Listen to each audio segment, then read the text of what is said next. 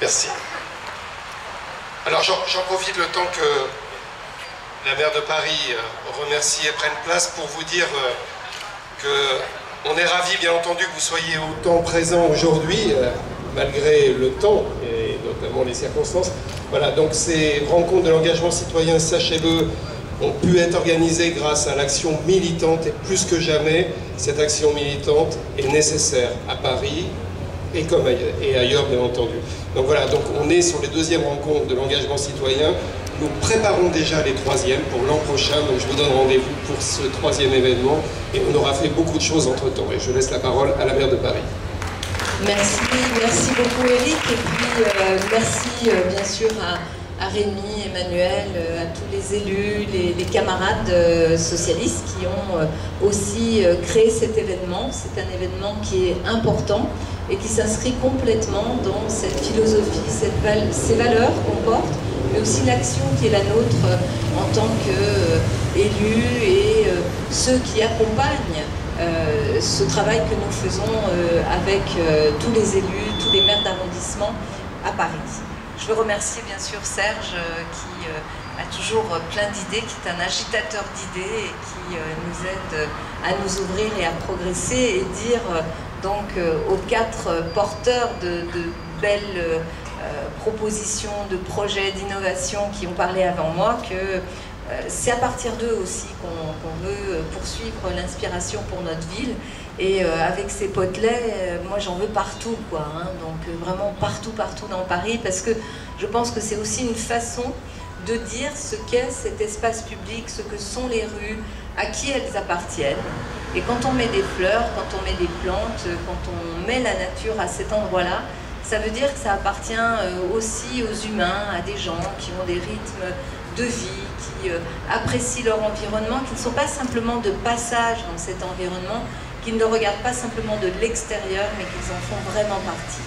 Et puis je veux dire aussi à Olivier, qui est là, qu'il nous a beaucoup aidés et qu'il continue à nous aider dans notre combat pour faire que Paris soit une ville respirable. Et donc, il est là-bas, Olivier, je ne te voyais plus. C'est vrai que c'est très important, ça fait partie de notre culture.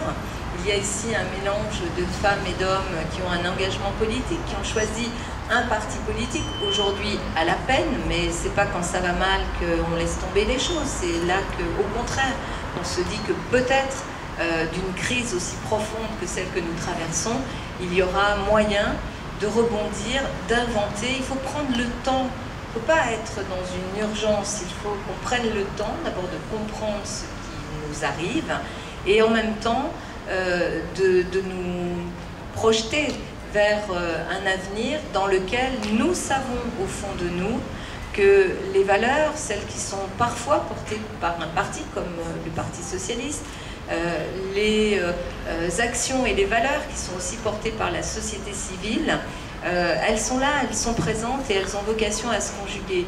Et nous, on est à un bon endroit pour voir comment ça peut effectivement fonctionner et comment ça peut être utile à nos concitoyens. Le bon endroit, c'est vrai, c'est cet endroit de municipalité. Et je vais revenir dans un instant à dès demain parce que tout ça est très lié.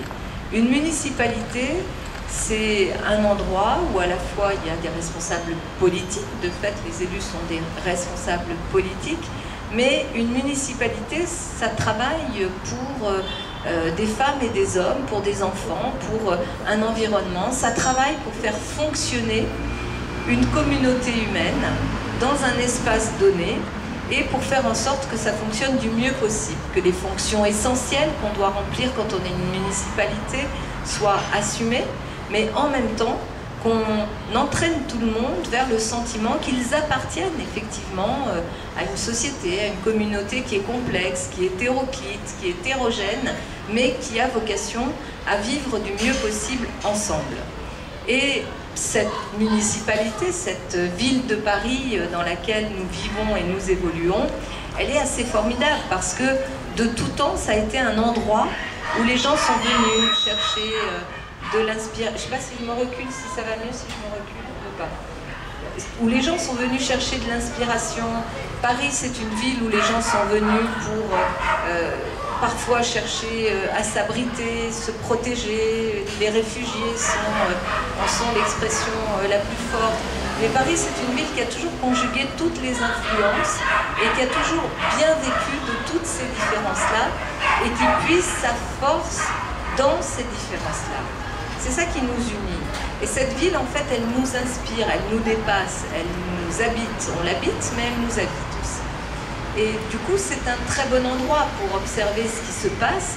Et en même temps, quand on est là pour observer et en plus pour agir, on est à un bon endroit pour comprendre les évolutions du monde.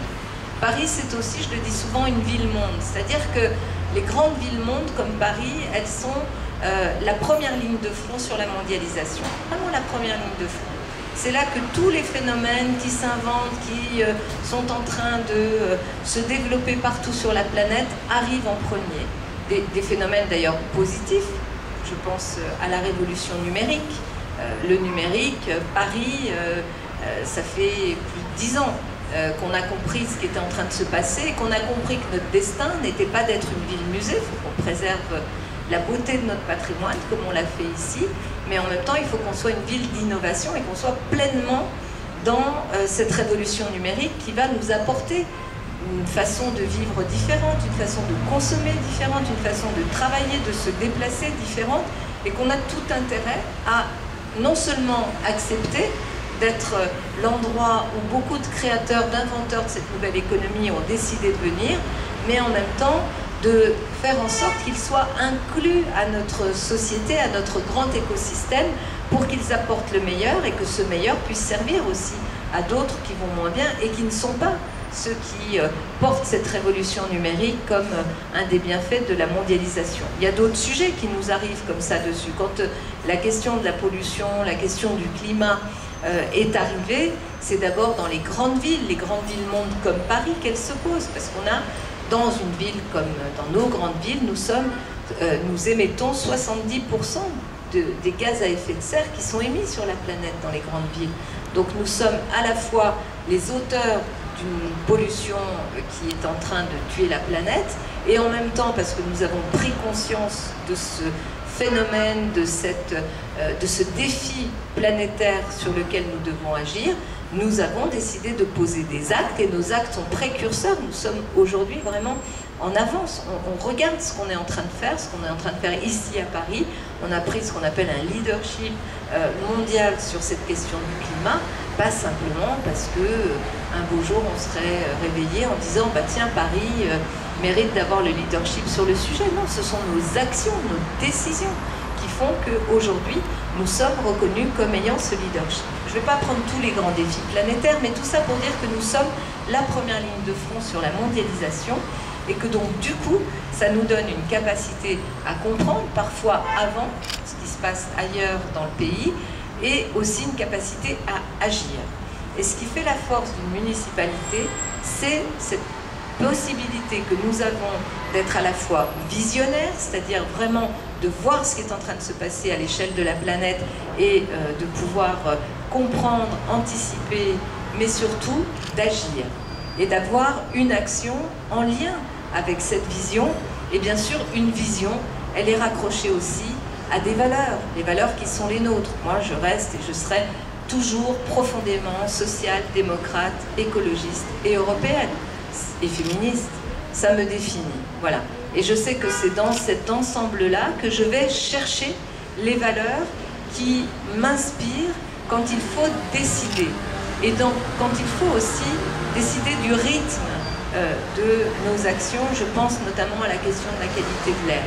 Quand on est confronté à une situation aussi dramatique que celle que nous connaissons dans nos grandes villes, et à Paris, c'est le cas parce que la pollution de l'air tue, que nous savons aujourd'hui qu'elle fait des morts, 2500 morts prématurées par an à Paris liées à la pollution de l'air, et bien quand on sait cela, on doit agir. Et on a agi, c'est vrai qu'on l'a fait, non pas avec brutalité, on a fait des conférences de citoyens qui nous ont donné les éléments pour agir. C'est sur la base d'une conférence de citoyens que nous avons pris toutes les mesures qu'ensuite nous avons votées dans les conseils d'arrondissement et au conseil de Paris sur la qualité de l'air. Mais par exemple, sur ces sujets-là, Le demi-plongeon, ça n'existe pas. Hein. C'est comme quand vous êtes face à une piscine, soit vous plongez, soit vous plongez pas. Nous, on a choisi de plonger. Et bien sûr, ça entraîne des bouleversements dans nos modes de vie, on en a bien conscience, mais en même temps, il y a une telle urgence qu'on ne peut plus reculer ou même retarder la décision ou faire des décisions qui soient des demi-mesures, qui ne permettent pas de régler le problème quand on arrive au niveau d'urgence qui est celui-ci. Donc nous sommes à cet endroit-là, citoyens de Paris, attirés par cette ville, habités par cette ville autant qu'on l'habite, et nous sommes aussi face à des responsabilités dans le monde qui nous entoure, dans les bouleversements, dans ce qu'on a connu dans ces dernières élections, qu'elles soient présidentielles ou législatives. Il y a bien sûr beaucoup d'éléments qui déstabilisent un certain nombre de repères qui sont les nôtres. Moi, j'ai l'habitude de dire à mes amis, n'ayant jamais connu véritablement de zone de confort, je ne me sens pas inconfortable dans l'inconfort. Et c'est plutôt dans ces zones-là que je me dis, finalement, il va falloir être hyper créatif, hyper inventif, avoir encore plus d'antennes ouvertes pour comprendre et agir. Et agir et porter nos valeurs et nos actions de la façon la plus positive qui soit. Je suis profondément optimiste, vous le savez, je l'ai toujours été, et je suis plutôt contente qu'aujourd'hui, finalement, l'optimisme de Paris soit rejoint par l'optimisme que la France rejoigne l'optimisme de Paris, puisqu'elle était un peu plus pessimiste que ne l'était Paris. Aujourd'hui, voilà, il y a l'idée qu'on peut forger ensemble que demain ne sera pas pire qu'hier. Au nom de quoi demain devrait-il être pire qu'hier? Si on décide tous de faire que demain soit meilleur qu'hier, il n'y a pas de raison qu'on n'y arrive pas. En tous les cas, à Paris, on est plutôt en train de montrer cela depuis déjà des années. Donc on va continuer comme ça. Et je pense que dans ce qui nous attend, dans ce que nous avons à construire, il y a toujours ce rapport aux citoyens, à la citoyenneté, ce rapport à la démocratie, ce rapport à la parole publique, à l'engagement public, ce rapport à l'engagement citoyen. Tout cela est devant nous dans une ville qui a l'habitude de malaxer ses énergies et ses engagements, qu'ils soient citoyens, politiques, entrepreneuriaux.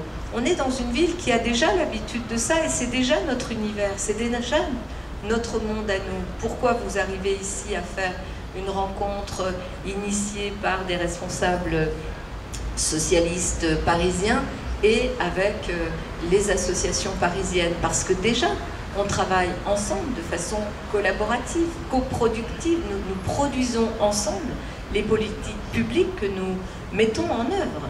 Et bien sûr, le politique a sa responsabilité, c'est à lui de répondre devant les citoyens, mais aujourd'hui, il n'y a plus à Paris aucune politique qui ne soit pas discutée, dessinée, travaillée avec les citoyens, qu'ils soient en collectif ou que ce soit des citoyens qui, à un moment donné, vont prendre la parole, vont décider.